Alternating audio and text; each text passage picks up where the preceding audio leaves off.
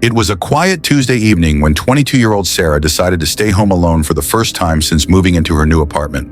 Her roommate, Jess, was out of town for the week, and Sarah was looking forward to some peace and quiet. She ordered takeout, lit a few candles, and settled in to watch a movie. Around midnight, she heard a faint scratching sound coming from the corner of the living room. She paused the movie and listened, her heart beginning to race. The sound stopped, and she convinced herself it was just the old building settling. But as she turned back to the TV, she saw it, a shadowy figure standing in the corner, its shape shifting and flickering like smoke. Sarah froze, her breath caught in her throat. The figure didn't move, but she could feel its presence, a cold, oppressive weight in the room. She grabbed her phone and called Jess, her voice trembling as she described what she was seeing. Jess told her to leave the apartment immediately, but Sarah couldn't move. She was paralyzed with fear. The shadow began to move, gliding across the wall toward her.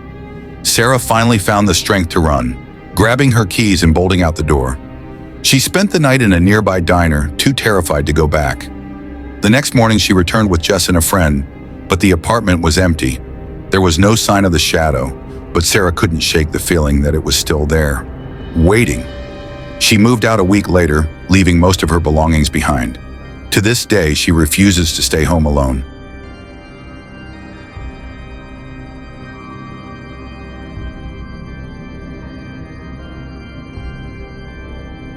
When 19-year-old Alex moved into his first apartment, he was thrilled to have a place of his own. The apartment was small but cozy, and the rent was affordable. The only odd thing was the large antique mirror in the bathroom.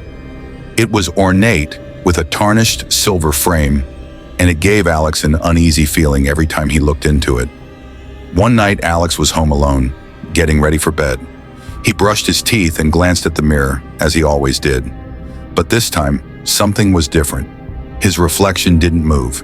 It stood still, staring back at him with a cold, blank expression. Alex dropped his toothbrush, his heart pounding. He stepped closer to the mirror, his reflection mimicking his movements perfectly.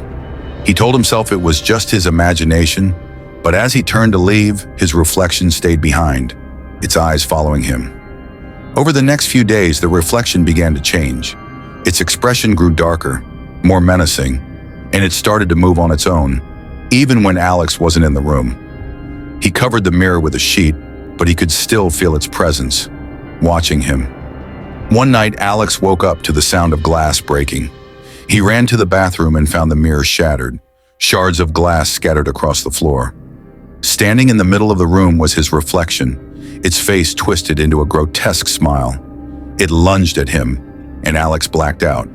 When he woke up, the mirror was intact and the bathroom was spotless. But Alex knew what he had seen. He moved out the next day, leaving the mirror behind. He still avoids looking into mirrors for too long, afraid of what he might see.